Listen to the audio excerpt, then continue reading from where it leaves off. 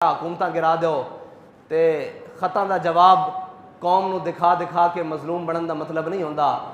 जदों काफिर ते दुश्मन खत लिखन ना तो फिर उन्होंने खतां का जवाब इस तरह होंदा जिस तरह हज़रत यूसुफ बिन ताशफीन ने दिता सी। उन्होंने खतां नूं दिखा के हमदर्दी नहीं समेटी जाती।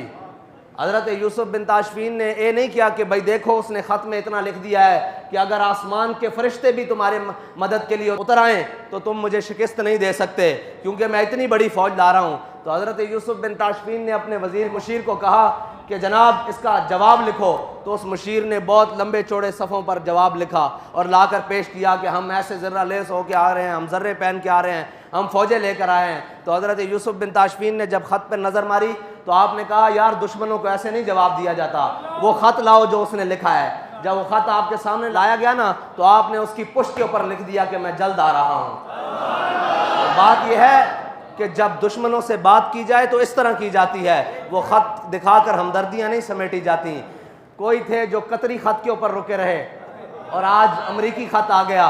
लेकिन एक बड़े अफसोस की बात है, कौम अगर ध्यान करे कि वज़ीर आज़म एक बड़ा कलीदी ओहदा है किसी भी मुल्क का, सदर एक बड़ा कलीदी ओहदा है किसी भी मुल्क का, एक वज़ीर आज़म अपनी कौम से खिताब कर रहा हो और वो नारे लगाता हो कि मैं बड़ा हुर्रियत पसंद हूँ, मैं एब्सोल्युटली नो कहने वाला हूँ, लेकिन जब अमेरिका का नाम आए तो वो कहे कोई मुल्क कोई बात। मैंने कहा मुल्क के अंदर कलीदी ओहदे रखने वाले अपने दुश्मन का नाम लेते हुए लरजते हैं।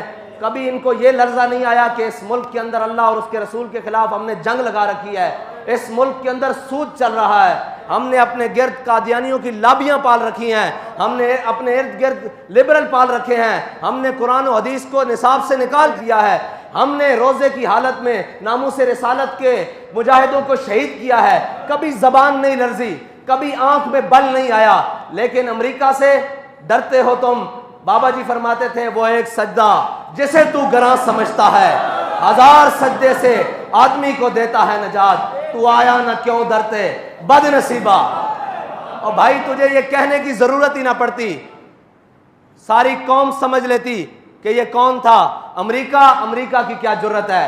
बाबा जी कहते थे इन ब्रैनर चूचों की क्या जरूरत है कि मोहम्मद अरबी के गुलामों के सामने। लेकिन बात यह है तुझे तो हुजूर की मोहब्बत की चाशनी मिली नहीं ना।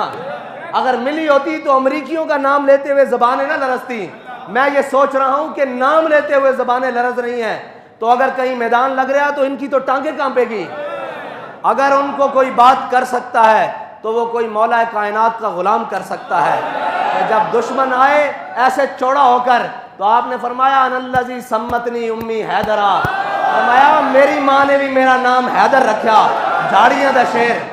और तू अगर नामूस रिसालत दे मुजाहिदां दे उत्ते गोलियां ना चलाइयां होंदियां और तू वो वक्त ना गवाया होंदा जड़ा रब ने तेनू बड़ा बेहतरीन वक्त दिता सी, और यही गल्लां उस वक्त खड़े होके कर दित्तियां होंदियां कि ओए असी सारा कुछ बर्दाश्त कर लवांगे, असी अमरीका ते फ्रांस नू भी देख लवांगे, लेकिन अपने हबीब दी इज्जत ते सौदा नहीं कर सकते। ते अज ये लंबियां तकरीरां ते रो के दिखाने की कौम नू जरूरत ना पैंदी।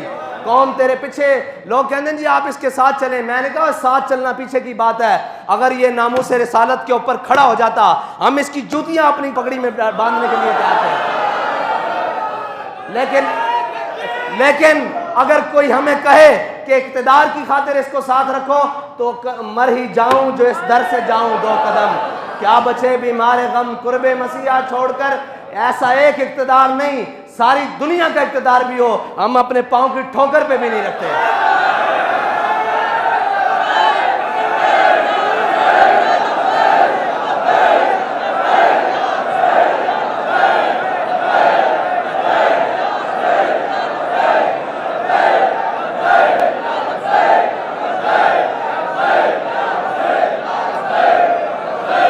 लब्बैक लब्बैक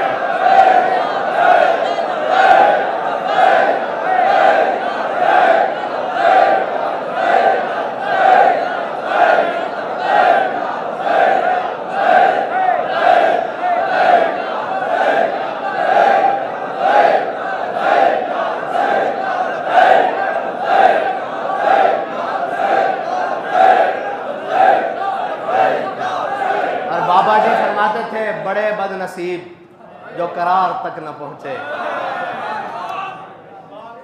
वो करार यही था कि तुम सारी यूरोपीय यूनियन को समेट के एक साइड पे रखते, अमेरिका को समेट के एक साइड पे रखते और वीटो पावर वाले सारे ममालिक को लपेट कर एक साइड पे रखते। वो कहते कि बस जी हम सारी बातों पर कंप्रोमाइज़ कर सकते हैं अपने आका और मौला की नामूस के लिए। अगर तुम बात कर देते बाखुदा ये दिन तुम्हें नहीं देखने पड़ते, लेकिन अभी तुमने देखने हैं, अभी तो दुनिया में देखे हैं, अभी तो आगाज़ है, अभी तो अंजाम उस हशर के दिन तक बाकी है जब हुजूर के सामने पेश होना है और उस किसी नुक्कर में अमीरुल मुजाहिदीन भी खड़े होंगे और वो ये नहीं तुम कह सकोगे कि हमें बताया किसी ने नहीं।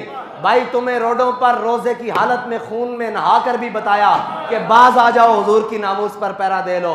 तुम्हें हथकड़ियां पहन कर भी बताया, तुम्हें तख्तादार वाली कोठरियों में जाकर भी बताया क्यों आ जाओ वापस। हमारा तुमसे कोई जाती झगड़ा था, हमने तुमसे कोई चीज़ मांग ली थी, तुम तो बैग और गाड़ियां भर कर लाए थे, हमने सारी लुटा दी थी कि भाई हमारा सौदा बाजार मुस्तफ़ा में हो चुका है।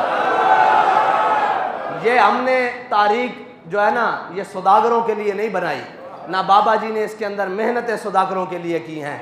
ये तारीख का मकसद सिर्फ एक था कि वरफ़ाना लका ज़िक्र का चर्चा होता रहे।